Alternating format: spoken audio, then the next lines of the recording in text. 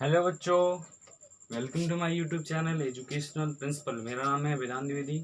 आज हम आपके लिए क्लास 9 चैप्टर 1 जो कि हमारा काइनेमैटिक्स शुरू करने वाले हैं। ठीक है, जैसा कि आप लोगों को पता है मैंने क्लास 9 का एक लेक्चर शूट किया जिसमें हमने आपको यूनिट्स एंड मेजरमेंट पढ़ा है। ठीक है, तो देखिए बेसिक किसी भी चीज़ को पढ़ने के लिए उसका बेसिक आना चाहिए। ठीक है, कि उसकी यूनिट क्या होती है, उसके किस में हम उसको मेज़र करेंगे, ये सारी चीज़ें मैंने यूनिट्स एंड मेजरमेंट में बताया है। और यूनिट्स एंड मेजरमेंट में और भी लेक्चर आएंगे, लेकिन पैरेलली हमारा काइनेमैटिक्स चलता रहेगा। ठीक है, तो आज से हम लोग काइनेमैटिक्स पढ़ेंगे। इसके कम से कम 2 या 3 लेक्चर आएंगे। ठीक है, क्योंकि हम लोग इस सिलेबस में बहुत ज़्यादा कोर्स तो है नहीं। ठीक है, तो फटाफट इसको पढ़ेंगे, फिर उसके बाद नेक्स्ट लेक्चर में चलेंगे। तो काइनेमैटिक्स अब शुरू करते हैं हम लोग। कॉपी पेन निकालो और नोट्स बनाना शुरू करो। ठीक है, चलिए। तो मैंने यहाँ पे लिख रखा है काइनेमैटिक्स।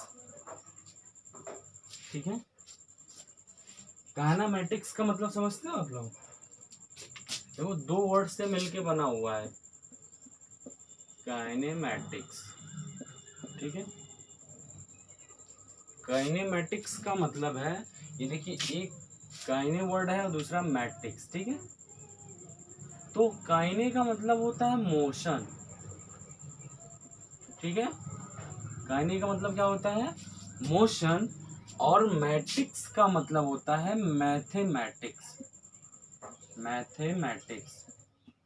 ठीक है, काइने का मतलब मोशन और मैट्रिक्स का मतलब मैथमेटिक्स। यानी मोशन की जो मैथमेटिक्स होती है उसको हम लोग क्या बोलते हैं? काइनेमैटिक्स बोलते हैं। समझ में आई बात? मोशन की मैथमेटिक्स को हम लोग क्या बोलते हैं? काइनेमैटिक्स बोलते हैं। और मोशन की मैथमेटिक्स ही हमें अब पढ़नी है। ठीक है, चलिए। अब कोई भी ऑब्जेक्ट को हम लोग मोशन में है, ये कब कह सकते हैं, किस कंडीशन में कह सकते हैं? मैं कह रहा हूं कि कोई ऑब्जेक्ट, मैं मान लेता हूं ये कोई डिस्टेंस है 5 मीटर की। ठीक है, किसी टी टाइम पे, ठीक है, किसी टी टाइम पे उसका डिस्प्लेसमेंट 0 से 2 मीटर था। किसी टी टाइम पे उसका डिस्प्लेसमेंट 2 मीटर था। आफ्टर टी टाइम, मतलब टी टाइम पे तो इतना था, और टी टाइम के बाद यानी 2t टाइम पे भी वो उसका डिस्प्लेसमेंट कितना है? ऑरिजिन से 2 मीटर ही है। तो क्या हम कह सकते हैं कि ये बॉडी मोशन में है या नहीं? हम लोगों को पता है कि जो हमारी अर्थ है वो सन के अराउंड क्या करती है? रिवॉल्व करती है, रिवोल्यूशन करती है। ठीक है, समझ में आ रही बात ना? अर्थ के अराउंड मूव करती है, गाड़ी चलती है रोड पे। ठीक है, ये सब क्या है? ये एक मोशन है। क्यों मोशन है?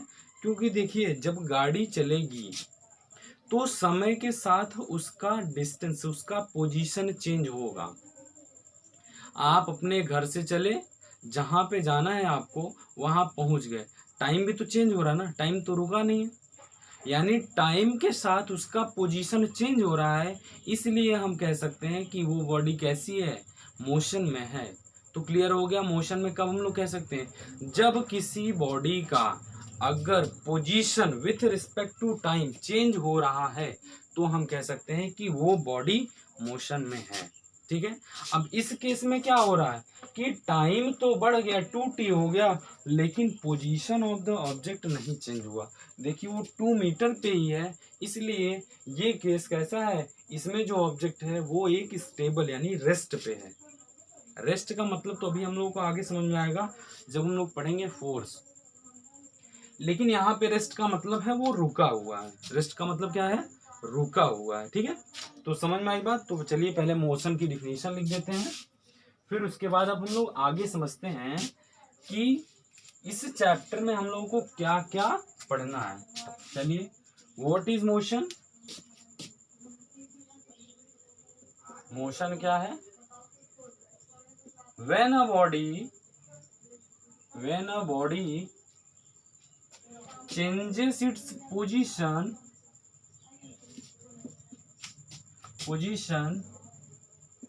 with respect to time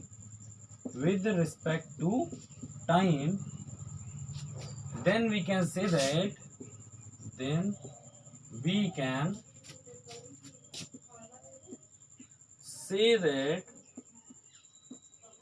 the body is in motion। समझ में आई बात? जब कोई भी बॉडी अपनी पोजीशन समय के साथ चेंज करे तब हम कह सकते हैं कि वो बॉडी कैसी है, मोशन में है। ठीक है, चलिए अब इसी में मोशन के साथ दूसरा हमें अपोजिट वर्ड क्या हो गया, रेस्ट। चलने का अपोजिट क्या होता है, रेस्ट। तो रेस्ट किस पोजीशन में हम लोग कह सकते हैं कि when a body does not change its position with respect to time, then we can say that the body is in rest। चलिए रेस्ट भी लिख देते हैं, रेस्ट क्या होता है। चलिए, when a body does not change its position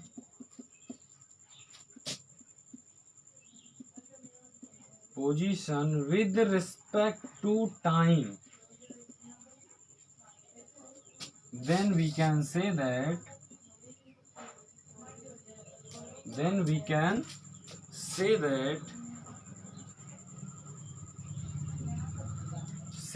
the body is in rest। Body is in rest. ठीक है, दो बातें क्लियर हो गई। इंट्रोडक्शन समझ में आया, मोशन किस ऑब्जेक्ट को हम लोग कह सकते हैं। चलिए अब इसी के अंदर हम लोग को अब क्या क्या पढ़ना है, अब हम उसके बारे में डिस्कस करते हैं। ठीक है, तो देखिए मोशन भी दो तरह का मोशन होता है। जैसे एक होता है यूनिफॉर्म मोशन, दूसरा होता है नॉन यूनिफॉर्म मोशन। ठीक है, बच्चों को बहुत प्रॉब्लम होती है समझने में कि यूनिफॉर्म क्या होता है, नॉन यूनिफॉर्म क्या होता है, टीचर पढ़ा के चला जाता है। लेकिन आज मैं आपको बता रहा हूँ, एकदम सच्चा फील दिला दूंगा। ठीक है, एकदम क्लियर हो जाएगा कि नॉन यूनिफॉर्म और यूनिफॉर्म क्या होता है। चलिए तो पहले हम लोग यहाँ पर डिस्कस कर लेते हैं किस किस टॉपिक को आज कवर करना है और क्या आगे हम लोग को पढ़ना है। ठीक है, चलिए इस चैप्टर में मैंने मोशन जो इंट्रोडक्शन था वो मैंने आपको बता दिया है। ठीक है, तो अब इसके बाद हम लोगों को पढ़ना है काइनेमैटिक्स में। देखिए जो मोशन हम लोगों के सिलेबस में सिर्फ क्या दिया हुआ है, मोशन। चैप्टर का नाम हम लोगों के सिलेबस में सिर्फ दिया हुआ है मोशन।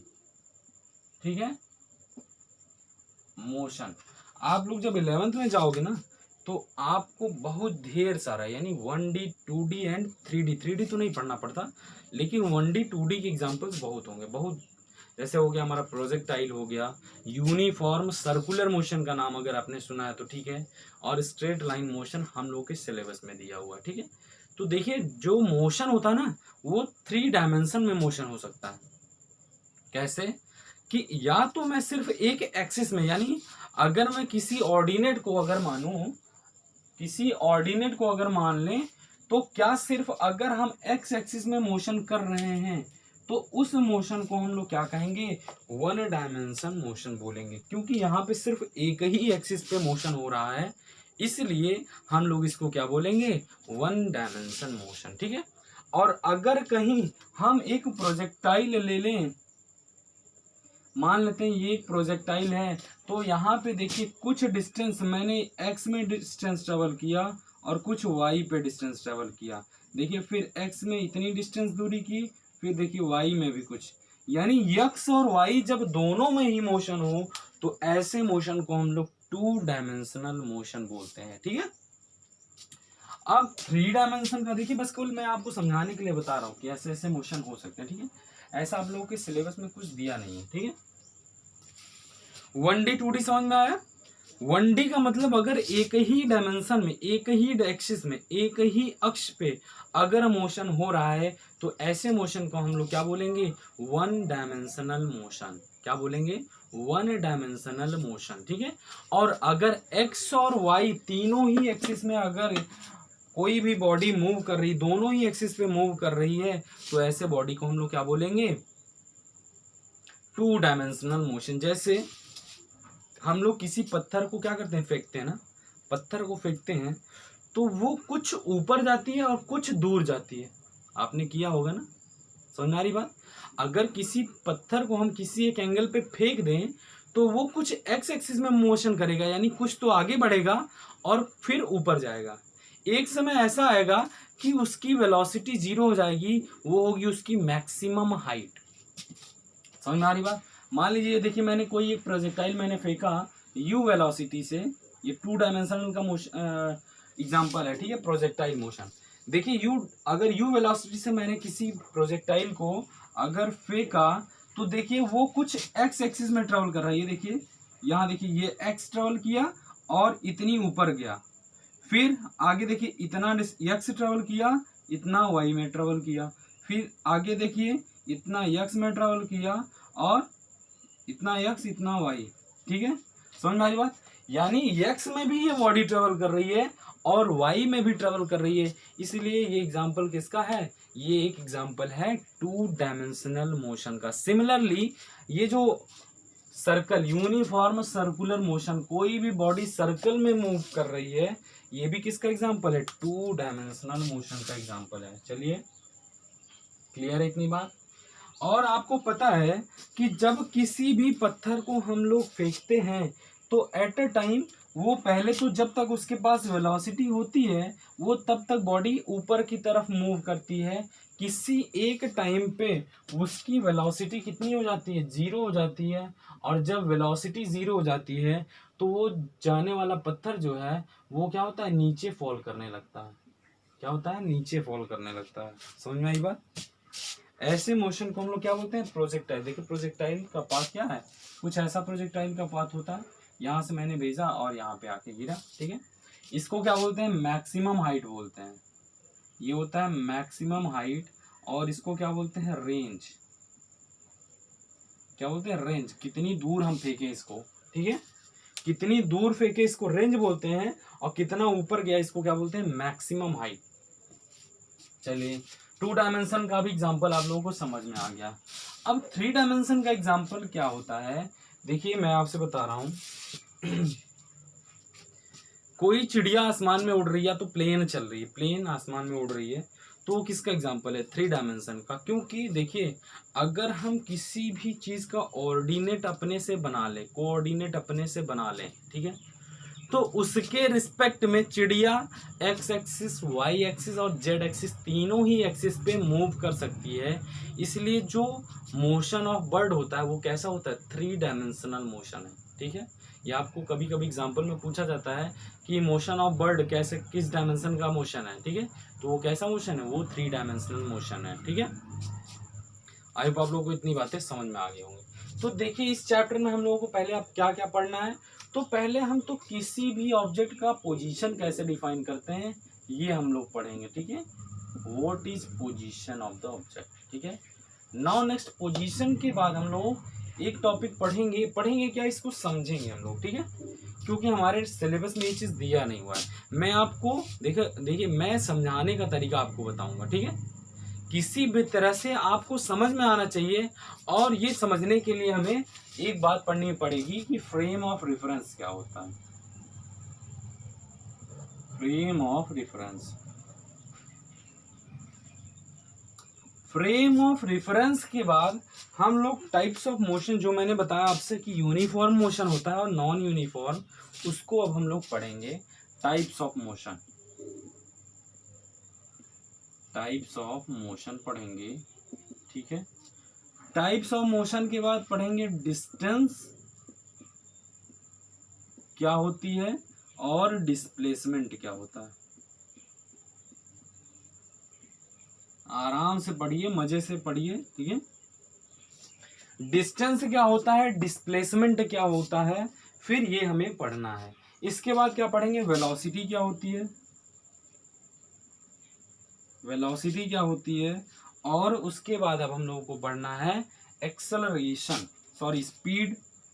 वेलोसिटी एंड स्पीड दोनों ही टर्म अलग अलग हैं। वेलोसिटी स्पीड, बहुत लोग बताते हैं आपको कि वेलोसिटी स्पीड, वो एक स्पेशल केस है। देखिए किसी किसी केस में आपको देखने को मिलेगा कि उसकी वेलोसिटी ही स्पीड है, लेकिन वेलोसिटी और स्पीड में ये फर्क होता है कि वेलोसिटी आपको डायरेक्शन बताएगी कि किस डायरेक्शन में वेलोसिटी है, लेकिन स्पीड कभी डायरेक्शन नहीं बताती। ठीक है, इसका मतलब क्या होता है कि वेलोसिटी एक वेक्टर क्वांटिटी है, लेकिन स्पीड क्या है, एक स्केलर क्वांटिटी है। ठीक है, इसको अभी आगे हम लोग डिस्कस करेंगे। ठीक है, इसके बाद क्या हम लोग को पढ़ना है एक्सेलरेशन। क्या पढ़ना है एक्सेलरेशन। सभी टर्म को समझिए और फिर इसको हम लोग ग्राफ से भी समझेंगे। और क्या इसके आगे हम लोग को जब हम लोग पढ़ेंगे क्या इक्वेशंस ऑफ मोशन, इसके बाद हम लोग को लास्ट टॉपिक यही पढ़ना है, equations of motion. Equations of motion और लास्ट में हम लोग पढ़ना है motion under gravity. Motion under gravity. ठीक है, जिसको हम लोग क्या बोलते हैं, फ्री फॉल। ठीक है, फ्री फॉल का मतलब किसी चीज को हम लोग ऊपर फेंक रहे हैं तो अपने आप नीचे आ रही है, या तो किसी हाइट पे चढ़ के हम लोग नीचे ड्रॉप करते हैं वो भी नीचे आ रही है। ठीक है, तो इस केस को हम लोग क्या बोलते हैं, मोशन अंडर ग्रेविटी। ये हम लोग को लास्ट में पढ़ना है। ठीक है, तो आज हम लोग सिर्फ इतने टॉपिक कवर करेंगे, यानी यहां से यहां तक। क्लियर है? पोजीशन क्या होती है, frame of reference, types of motion, distance, displacement, velocity, speed and acceleration. इतनी बातें नोट कर लीजिए और अब हम लोग अपना चैप्टर शुरू करते हैं। ठीक है, नोट हो गया, इरेज कर दें। चलिए, तो सबसे पहले हम लोग समझते हैं कि किसी ऑब्जेक्ट का पोजीशन कैसे हम लोग डिफाइन करते हैं। देखिए, किसी भी पॉइंट को अगर मैं कोई भी एक रैंडम पॉइंट इस पूरे बोर्ड पे मैं ले लेता हूं कि कोई एक पॉइंट ए है। ठीक है, कोई एक पॉइंट ए है, तो अगर आपसे कोई पूछे कि इस ये जो ए पॉइंट मैंने बनाया है ये कहाँ पे लोकेटेड है, तो आप नहीं बता सकते। क्यों नहीं बता सकते? क्योंकि हमें कुछ इसके बारे में आइडिया ही नहीं। ये पूरे यूनिवर्स में कहीं भी हो सकता है ये पॉइंट, पूरे यूनिवर्स में ये कहीं पे भी स्थित हो सकता है ये ए पॉइंट। ठीक है, तो इस पोजीशन को, इस ए पॉइंट को लोकेट करने के लिए अगर हम एक एक्सिस, एक प्लेन मान लें कि ये जो पॉइंट है ये किसी एक प्लेन में लाई कर रहा है, तो हम इसका पोजीशन बहुत आसानी से बता सकते हैं। मान लीजिए मैंने एक एक्स वाई प्लेन मान लिया कि ये है हमारा एक्स एक्सिस और ये है हमारा वाई एक्सिस। ठीक है, और जहां पे x axis y axis meet कर रहा है उसको क्या बोलते हैं, ओरिजिन। ठीक है, क्या बोलते हैं इसको, ओरिजिन बोलते हैं। इसको मैंने नाम दे दिया ओ। ठीक है, चलिए अब मैं कहता हूं कि इस पॉइंट को लोकेट करिए, तो आप बहुत आसानी से बता सकते हैं। अगर मैं एक परपेंडिकुलर इस पॉइंट से एक्स एक्सिस में गिरा दूं और एक परपेंडिकुलर ए पॉइंट से वाई एक्सिस में गिरा दूं, तो हमें ये पता चल जाएगा कि ये इस ओरिजिन से, यानी इस ओरिजिन के रेफरेंस में यह पॉइंट कितनी दूरी x में स्थित है और कितनी दूरी y एक्सिस में स्थित है। तो इस तरह हम किसी भी ऑब्जेक्ट की पोजीशन बता सकते हैं।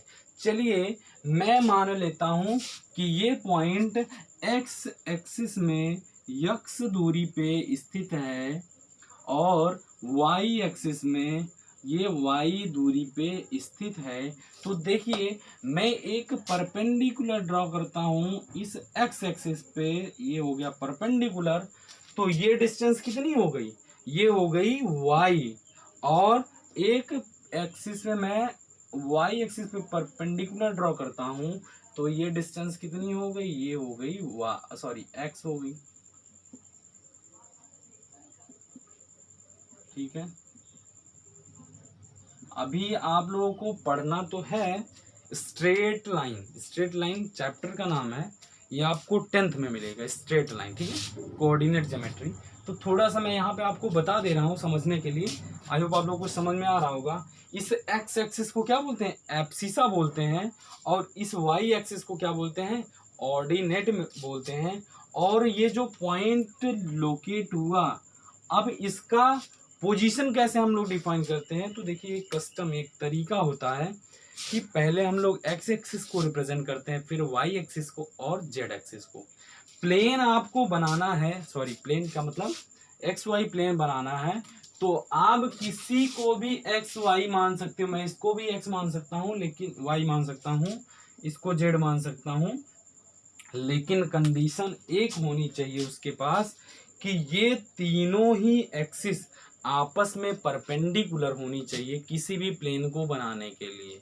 क्या मैंने बताया कि ये जो एक्स वाई प्लेन है, आप इसको वाई लिख सकते हो, इसको एक्स लिख सकते हो, इसको एक्स, इसको जेड, इसको वाई लिख सकते हो, लेकिन बस केवल कंडीशन क्या है कि ये तीनों ही एक्सिस आपस में परपेंडिकुलर होनी चाहिए। कैसी होनी चाहिए, परपेंडिकुलर होनी चाहिए, तभी ये एक्स वाई प्लेन यानी एक्स वाई जेड प्लेन जो भी हो बन सकता है। ठीक है, क्लियर है इतनी बात। तो देखिए इस पॉइंट को लोकेट करने के लिए सबसे पहले हम लोग एक्स एक्सिस को, देखिए एक्स में कितना डिस्टेंस ट्रेवल करना पड़ेगा, यक्स, तो यहाँ पे एक्स लिखिए, फिर कॉमा लगाइए। अब वाई में कितनी दूरी है, वाई में वाई दूरी मैंने मान रखा है, तो ये हो गया वाई। यानी अगर हम आपसे बोलें कि कोई एक पॉइंट ए है, वो एक्स एक्सिस से वाई डैश दूरी पे है, और एक्स एक्सिस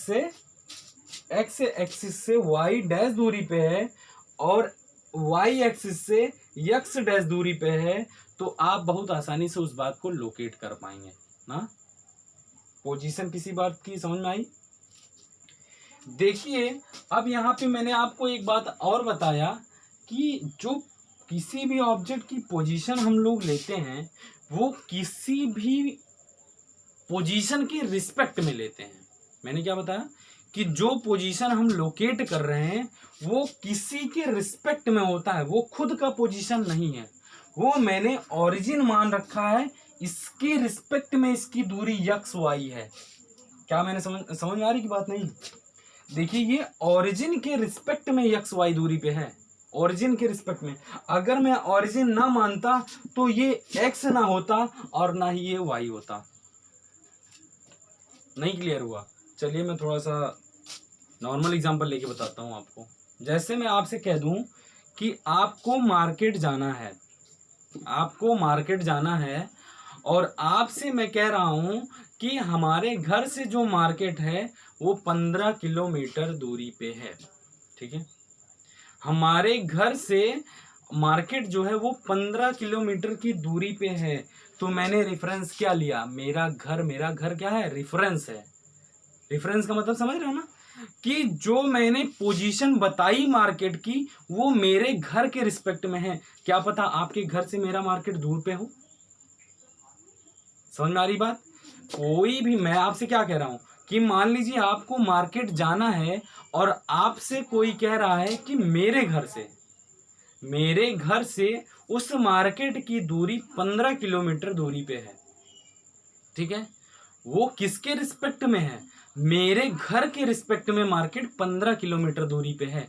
क्या पता आपके घर से 20 किलोमीटर हो, 18 किलोमीटर हो। यानी जैसा रेफरेंस पॉइंट हम लेंगे वैसी हमें पोजीशन ऑफ द ऑब्जेक्ट मिलेगी।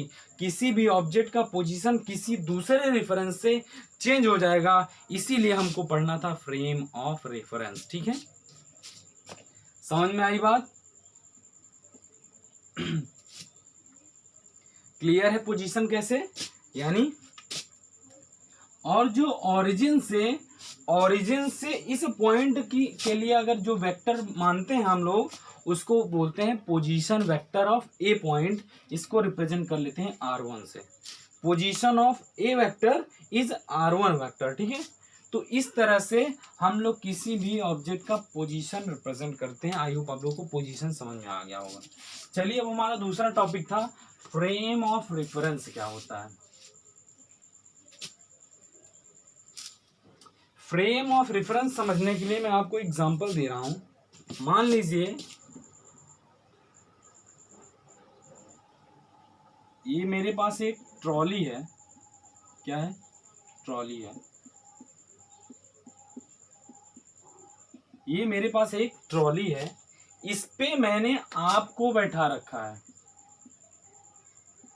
ठीक है, इस पे मैंने आपको बैठा रखा है और ये ट्रॉली जो है वो v स्पीड से आगे बढ़ रही है, ठीक है। इस ग्राउंड पे ये जो ट्रॉली है वो v स्पीड से बढ़ रही है और मैं कहीं यहाँ पे खड़ा हूं, ठीक है, ये v ये आप, समझ में आई बात। तो देखिए जब मैं देखूंगा इस ट्रॉली को तो ये ट्रॉली कैसी दिखेगी कि ये ट्रॉली के साथ ये जो आदमी है इसकी भी वेलोसिटी मुझे v दिखेगी, समझ पा रहे हैं आप। फ्रेम ऑफ रेफरेंस में आपको समझा रहा हूं,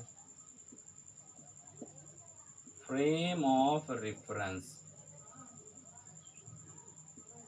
ठीक है, फ्रेम ऑफ रेफरेंस समझ में आ रहे हैं बात। देखिए मैं जब ग्राउंड फ्रेम से आपको देखूंगा तो आपकी वेलोसिटी कितनी हो गई, v हो गई, क्योंकि ट्रॉली v से चल रही है और आप ट्रॉली पे एक स्टेबल स्थित होके बैठे हुए हैं, यानी इस v के रिस्पेक्ट में आपका जो पोजीशन है वो v वेलोसिटी से मूव कर रहा है, आपकी जो स्पीड है वो भी कितनी मानी जाएगी, होगी v, क्योंकि आप इसमें तो मोशन, ट्रॉली पे तो मोशन, ट्रॉली पे आप बैठे हुए हो, अगर बैठे हो तो v वेलोसिटी से ट्रॉली चल रही है तो आपकी भी वेलोसिटी हो गई v, ठीक है। इस समय इस जो आपकी बात कर रहे हैं इसका फ्रेम ऑफ रेफरेंस क्या है, इसका फ्रेम ऑफ रेफरेंस है ट्रॉली, इस ये ट्रॉली के फ्रेम में बैठा हुआ है और यहाँ पे मैं देख रहा हूं अर्थ के फ्रेम से, ग्राउंड के फ्रेम से देख रहा हूं, इसलिए इस ग्राउंड फ्रेम के रेफरेंस में इस ट्रॉली की स्पीड v है, यानी इससे ये प्रूव होता है कि जैसे हमारा फ्रेम ऑफ रेफरेंस चेंज होता है तो कोई भी ऑब्जेक्ट जो हमारे लिए स्टेबल यानी रेस्ट पे है वो किसी दूसरे के लिए पोजीशन में हो सकता है। चलिए इस बात को प्रूव करते हैं। देखिए अब मैं क्या करता हूं, ये जो v आदमी है इसको मैं इस ट्रॉली पे बैठा देता हूं, मैं इस v वाले इंसान को भी मैं ट्रॉली पे ही बैठा दे रहा हूं।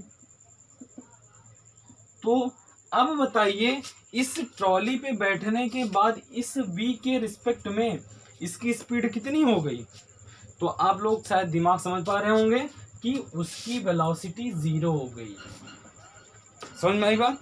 इस जब v को हमने ट्रॉली पे बैठा दिया तो ये दोनों ही रेस्ट पे आ गए, इसलिए इसकी वेलोसिटी कितनी हो गई, 0 हो गई, क्योंकि इस टाइम पे दोनों का फ्रेम ऑफ रेफरेंस क्या है, ट्रॉली है। इस टाइम पे दोनों ही a और v दोनों का ही फ्रेम ऑफ रेफरेंस क्या है, ट्रॉली है, समझ में आई बात।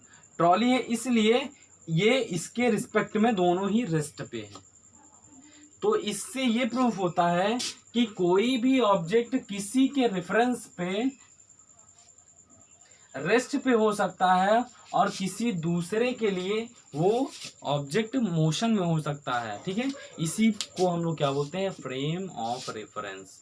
जैसे और आप लोगों को एक एग्जांपल बताते हैं कि आप अगर ट्रेन में बैठे हो और ट्रेन मूव कर रही है तो जो हम लोगों को रास्ते में ट्री वगैरह दिखेंगे वो हमको मोशन में दिखेंगे कि पीछे जा रहे हैं वो लोग, ठीक है। लेकिन अगर आप ग्राउंड पे आके वही ट्री देखोगे तो वो ट्री कैसे होंगे, स्थित होंगे, यानी रेस्ट पे होंगे, ठीक है। तो देखिए मैंने ऑब्जर्वर मैं ही हूं, बस केवल फ्रेम ऑफ रेफरेंस की बात है। जब मैंने ट्रेन की फ्रेम से देखा तो वो ट्री मूव कर रहा था और जब मैंने अर्थ के ग्राउंड की फ्रेम से देखा तो वो ऑब्जेक्ट ट्री क्या है, रेस्ट पे है।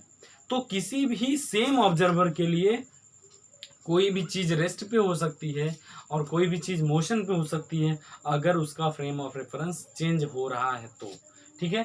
आई होप आप लोगों को फ्रेम ऑफ रेफरेंस से कोई प्रॉब्लम नहीं होगी, समझ में आ रही होगी बात, ठीक है।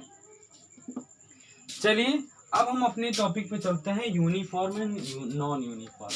तो आपने डिफिनीशन तो पढ़ रखी होगी बुक में, पहले हम लोग डिफिनीशन ही लिखते हैं, फिर उसके बाद एग्जाम्पल से समझते हैं। चलिए, what is uniform motion? Uniform motion, when a body travels equal distance in equal time interval,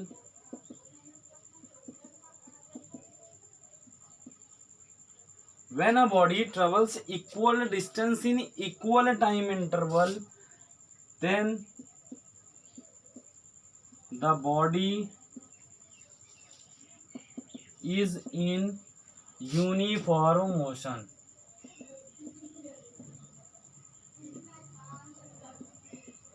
अगर कोई भी बॉडी इक्वल टाइम इंटरवल में इक्वल डिस्टेंस ट्रेवल करे तो ऐसे बॉडी को हम लोग क्या कह सकते हैं कि वो बॉडी यूनिफॉर्म मोशन में है। चलिए इसको एग्जांपल से समझते हैं। मैंने यहाँ पे डिस्टेंस और टाइम का मैंने अभी ग्राफ तो आगे आपको समझाते हैं, पहले यहाँ पे समझ लेते हैं।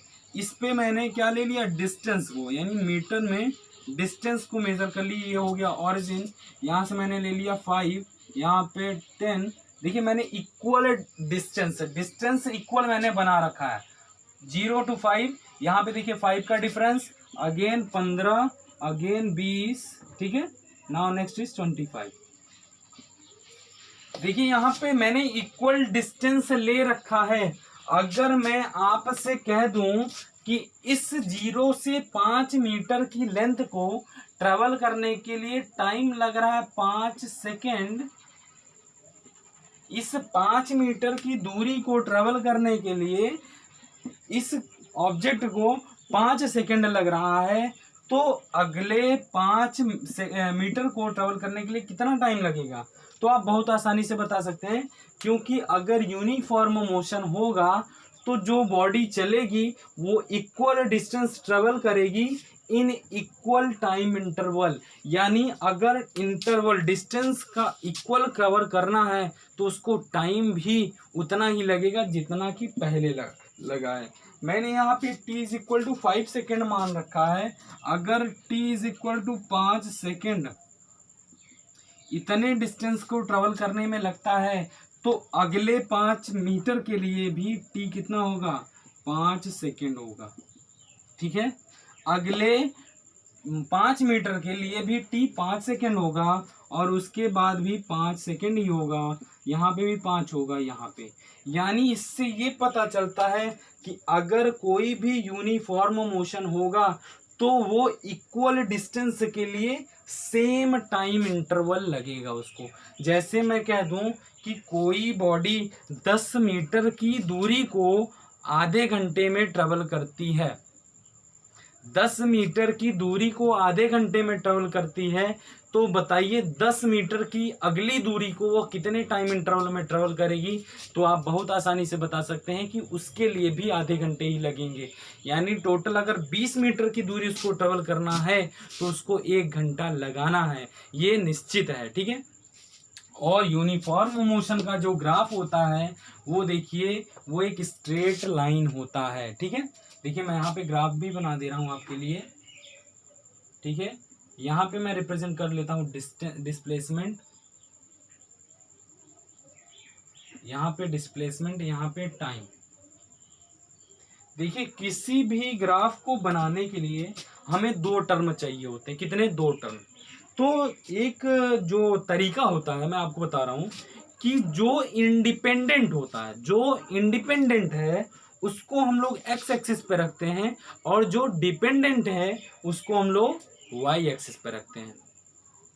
समझ में नहीं ये बात? देखिए टाइम जो है वो इंडिपेंडेंट है, क्योंकि टाइम को हम लोग रोक नहीं सकते, ठीक है, एजम्पशन है भाई। देखो थ्योरी ऑफ रिलेटिविटी से यहाँ हमको मतलब नहीं, हम लोग जो ये क्या पढ़ रहे हैं, ये मैकेनिक्स का ही पार्ट है ना, जो 9th की फिजिक्स है वो मैकेनिक्स का पार्ट है।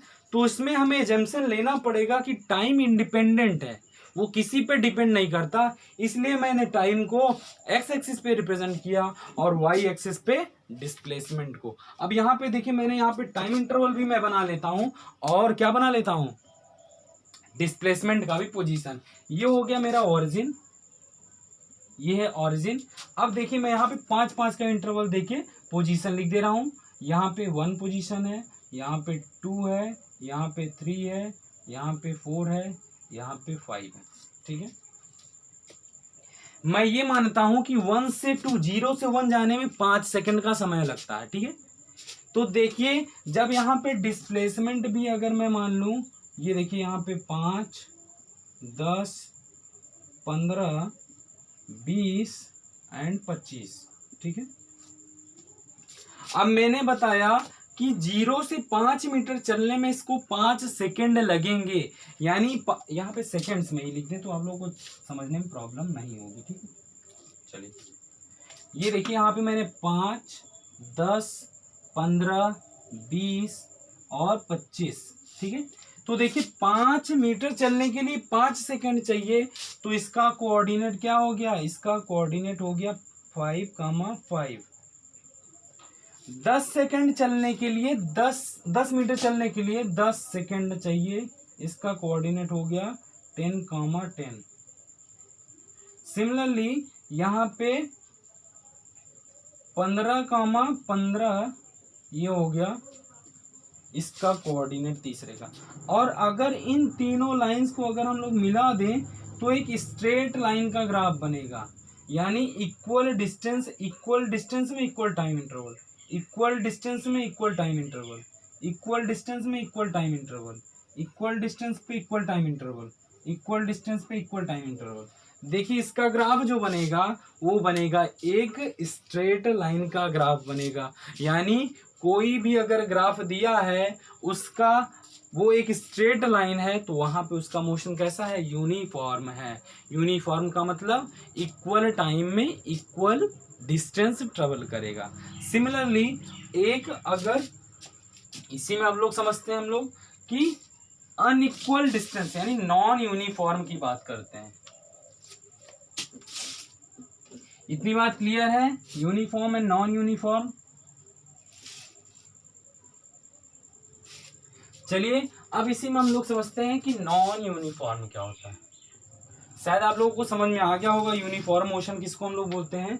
तो नॉन यूनिफॉर्म मोशन का मतलब है when a body travels unequal distance, यहां पे कर लीजिए unequal distance in equal time interval. क्या मैंने बोला, unequal distance in equal time interval. Time interval तो 5 सेकंड ही है, लेकिन जो ग्राफ यहाँ पे बन रहा है वो अनइक्वल डिस्टेंस ट्रेवल करेगा। मैंने क्या बोला कि मान लीजिए मैं इंटरवल यहाँ पे बना दे रहा हूं 0, 5, 15, 25, 30। ठीक है, यहाँ पे इंटरवल देखिए, यहाँ पे 5 का इंटरवल है, 5 मीटर। ठीक है, अब यहाँ से यहाँ के बीच में 10 मीटर, यहाँ से यहाँ के बीच में भी 10 मीटर। ठीक है, और यहाँ से यहाँ के बीच में 5 मीटर। ठीक है, अब कह रहा है कि इक्वल टाइम इंटरवल में मैं मान लेता हूं 0 से 5 चलने में उसको कितना समय लगा, मैं मान लेता हूं 10 सेकंड लगा। ठीक है, तो ये भी 10 सेकंड में ही डिस्टेंस ट्रेवल किया है 10 मीटर की, ये भी 10 सेकंड में ही ट्रेवल किया है, ये भी 10 सेकंड में ही ट्रेवल किया है। तो देखिए यहाँ पे टाइम इंटरवल तो सेम है, 10-10 सेकंड का इंटरवल मैंने दे रखा है, लेकिन यहाँ पे देखिए डिस्प्लेसमेंट यहाँ पे 5 मीटर दिया हुआ है, यहाँ पे 10 मीटर इसने ट्रेवल किया है, यहाँ पे भी 10 फिर 5 हो गया। तो ऐसे मोशन को हम लोग क्या बोलते हैं, नॉन यूनिफॉर्म मोशन बोलते हैं। इसको अब हम लोग ग्राफ पे भी रिप्रेजेंट कर सकते हैं। ठीक है, तो मैंने बताया आपको कि जो इंडिपेंडेंट होता है उसको एक्स एक्सिस पे, जो डिपेंडेंट होता है वो वाई एक्सिस पे। तो यहाँ पे मैं 10 सेकेंड का क्या लेके इंटरवल लेके आपको बता रहा हूँ, ठीक है। देखिए 10 सेकेंड, 10, 20, 30, 40 ना, 10 10 10 10 40 हो गया। अब देखिए इसने डिस्टेंस कितनी ट्रेवल की है, 5 10 25 तक ना। तो 5 5 का इंटरवल लेके मैं बना दे रहा हूँ यहाँ पे। तो ये हो गया 5, ये हो गया 10, 15, 20, 25, ठीक है, एंड ऑल्सो 30, ठीक है। अब देखिए कोऑर्डिनेट कैसे इसमें मिल रहे हैं। इसने 5 मीटर डिस्टेंस 10 सेकेंड में ट्रेवल किए, यानी पहला कोऑर्डिनेट तो इसका यही होगा। समझ में आई बात? पहला कोऑर्डिनेट 5 डिस्टेंस ट्रेवल किया और 10 सेकेंड में, तो ये हो गया। अब देखिए अगला 10 मीटर, यानी 5 से सीधे कहां पहुंच गया, 15, ठीक है। ये हो गया इसका कोऑर्डिनेट कुछ यहां पे हो गया, ये हो गया 20,15, ये होगा कितना, 10,5, ठीक है। अब देखिए यहाँ पे अनइक्वल डिस्टेंस ना, कुछ रैंडम ग्राफ बनेगा, ठीक है। अब फिर अगले 10 सेकेंड में 10 मीटर के लिए 10 सेकेंड, ठीक है। तो 15 से सीधे कहां पहुंच गया, 25, 25 इन 30 सेकेंड में, 25, 30, 25, ये इसका कोऑर्डिनेट हो गया, ठीक है। अब अगला 10 सेकेंड में ये सिर्फ 5 मीटर डिस्टेंस ट्रेवल कर रहा है, ये इसका हो गया 40, 30, ठीक है। इन सभी लाइन को जोड़िए आप। देखिए आप इंटरवल जब सेम लेंगे ना, तो इसमें कुछ रेंडमनेस देखने को मिलेगा, ठीक है। यानी ये मैंने इंटरवल तो यहाँ पे सेम सही ले रखा है, लेकिन ये ग्राफ यहाँ पे थोड़ा सा आपको देखिए, आपको क्लियर हो रहा है कि यहाँ पे इंटरवल मैंने सामने सामने आ गया ना, लेकिन आप ग्राफ में इसको लाइनिंग वाली कॉपी होगी, उसमें इंटरवल आप बराबर रखिएगा, तो देखेंगे कि ये ग्राफ कहीं अल्टरनेट यानी टेढ़ा मेढ़ा दिखेगा, एक स्ट्रेट लाइन नहीं होगा, ठीक है। तो ऐसे मोशन को हम लोग क्या बोलते हैं, ऐसे मोशन को हम लोग बोलते हैं नॉन यूनिफॉर्म मोशन। क्लियर है? चलिए अब आगे हम लोग समझते हैं कि डिस्टेंस क्या होता है और डिस्प्लेसमेंट क्या होता है, इन दोनों में डिफरेंस क्या होता है, ठीक है। ठीक है, डिस्टेंस यहां पे पहले लिख लेते हैं, distance. Distance, what is distance? Distance is a actual path. It is actual path travel by the object is called distance. ठीक है, जो एक्चुअल पाथ ट्रेवल कर रहा है कोई भी ऑब्जेक्ट, उसको हम लोग क्या बोलते हैं, डिस्टेंस बोलते हैं। मान लीजिए यहां से इसकी दूरी मैंने मान लिया r डिस्टेंस है, ठीक है। कोई ऑब्जेक्ट, इसको ओरिजिन मान लेते हैं, इस ओरिजिन से यहां तक की दूरी कितनी हो गई, 2r होगी ना। ये भी r हुआ तो ये भी r हो जाएगा। उसने इतनी डिस्टेंस ट्रेवल की, ठीक है, इतनी डिस्टेंस ट्रेवल की, तो इसका डिस्टेंस कितना हुआ, इतने दूरी पे वो चला तो इसका डिस्टेंस क्या हो गया, इसका डिस्टेंस हो गया 2r, ठीक है। यानी ये 2r डिस्टेंस ट्रेवल किया, यही तो पाथ ट्रेवल कर रहा है ना वो, ओ से कहां गया, p पे, ओ से p की दूरी कितनी हुई, 2r, यही है क्या, डिस्टेंस जो इस पार्टिकल ने चली। अगर मैं आपसे कह दूं कि उसने कुछ ऐसा रास्ता चुना जाने के लिए, तो अब बताओ इसका डिस्टेंस क्या हुआ, उसका डिस्टेंस हो जाएगा कितना होगा, पाई r, क्योंकि जो सरकमफ्रेंस होता है पूरा सर्कल का वो होता है 2 पाई r, ठीक है। ये तो सेमी सर्कल है, तो सेमी सर्कल का पेरीमीटर 2 पाई r बाई 2, यानी कितना हो गया, पाई टाइम्स ऑफ r दूरी, यानी इसका डिस्टेंस क्या हो गया, पाई आर। ठीक है, अब इसी में बात आती है डिस्प्लेसमेंट क्या होता है। Displacement is a shortest distance. अगर आपसे कोई पूछे कि बताइए कौन सी दूरी पास मतलब कि कौन सा डिस्टेंस है, यहाँ पे डिफिनेशन पहले लिख देते हैं हम लोग। Displacement,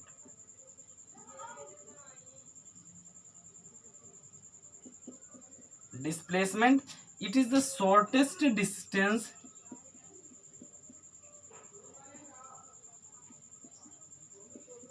it is the shortest distance between initial and final position.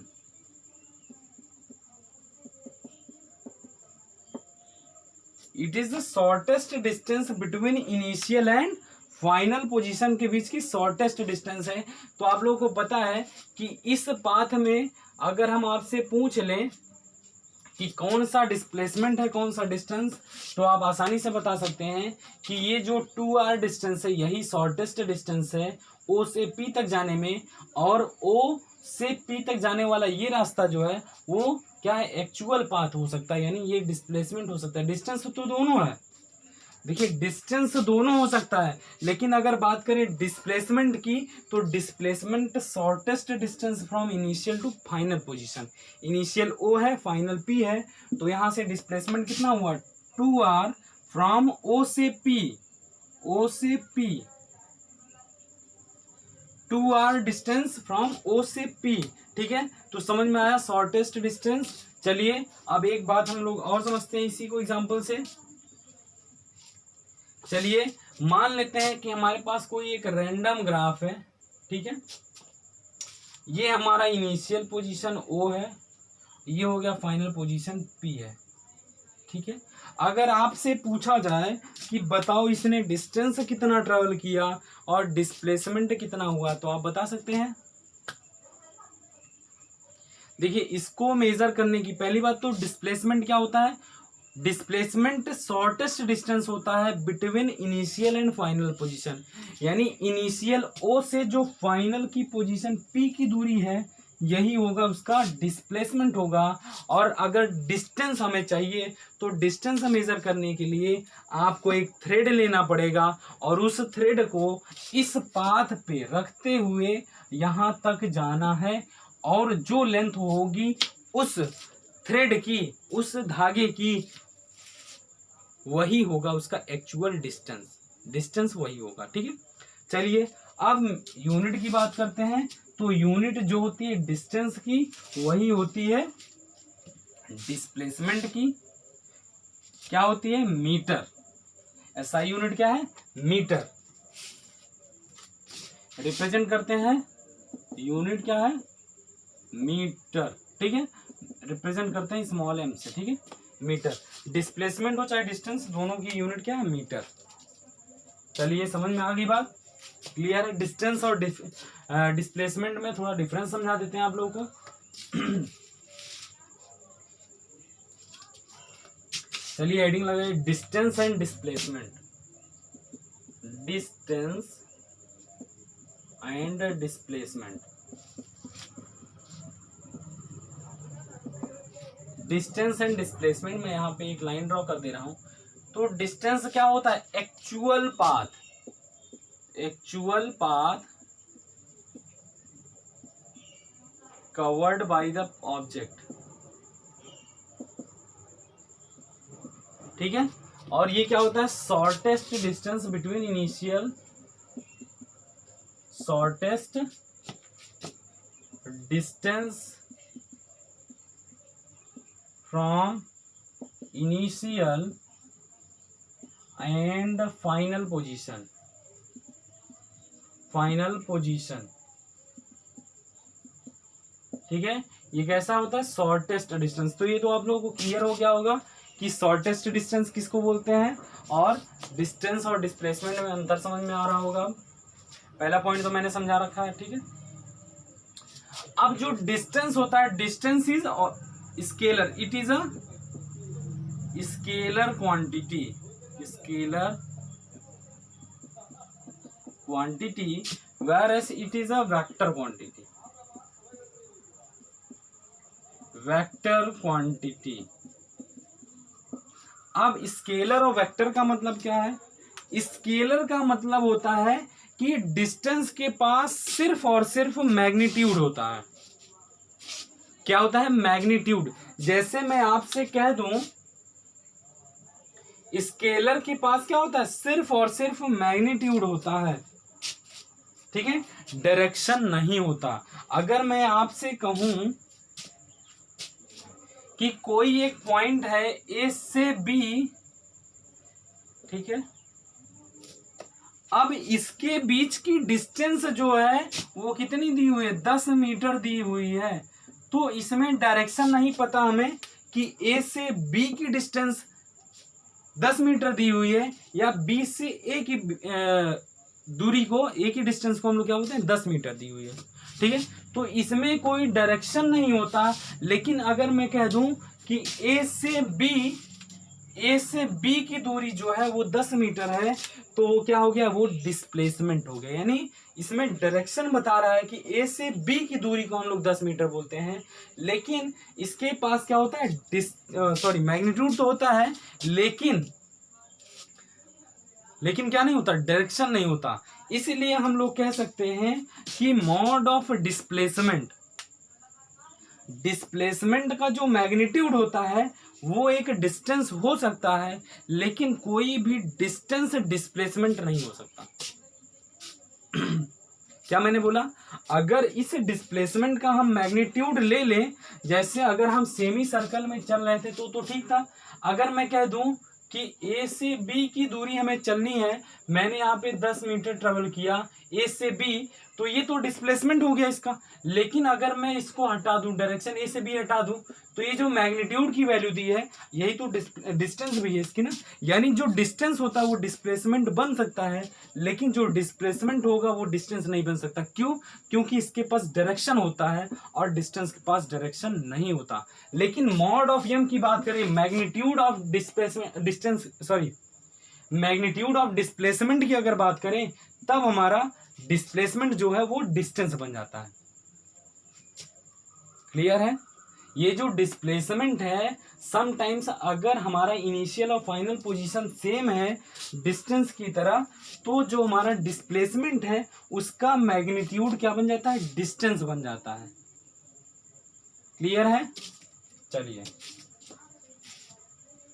पहली बात। अब तीसरा पॉइंट नोट करिए कि जो डिस्टेंस है, distance never become zero. It never became zero but it becomes zero. It becomes zero यानी जो डिस्टेंस होता है, अगर कोई ऑब्जेक्ट चल रहा है तो उसका डिस्टेंस कभी भी जीरो नहीं हो सकता, लेकिन डिस्प्लेसमेंट जीरो हो सकता है। एग्जाम्पल समझते हैं। मान लीजिए मेरे पास कोई एक ओरिजिन ओ पॉइंट दिया हुआ है, ठीक है, यहां से इसने ए दूरी ट्रेवल की, ठीक है, ये दूरी मैं मान लेता हूं आर डिस्टेंस है। इस ओ पॉइंट से कोई ऑब्जेक्ट चला, ए पे गया और फिर वापस आके जीरो पे हो गया, ठीक है, ओरिजिन पे ही आ गया। तो इस टाइम पे इसका डिस्टेंस कितना हुआ? इसका डिस्टेंस हुआ आर जाने का, आर आने का। इसका मतलब डिस्टेंस जो है वो डिस्टेंस हो गया 2 टाइम्स ऑफ आर। लेकिन अगर बात करते हैं डिस्प्लेसमेंट की, तो देखिए इनिशियल पॉइंट भी ओ है और फाइनल पॉइंट भी ओ ही है, इसलिए डिस्प्लेसमेंट कितना हो गया? डिस्प्लेसमेंट हो गया जीरो। तो इसीलिए कह रहे हैं कि डिस्प्लेसमेंट तो जीरो हो सकता है, लेकिन डिस्टेंस कभी भी जीरो नहीं हो सकता, ठीक है। तो यही डिफरेंस है किसके बीच में? डिस्टेंस और डिस्प्लेसमेंट के बीच में, ठीक है।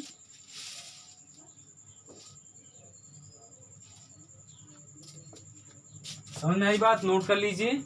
डिस्टेंस क्या होता है? Actual distance covered by the object. जो एक्चुअल डिस्टेंस कवर्ड कर रहा है, जो चल रहा है वो ऑब्जेक्ट, उसी को हम लोग डिस्टेंस बोलते हैं। और डिस्टेंस एक स्केलर क्वांटिटी होती है और वो कभी जीरो नहीं हो सकता।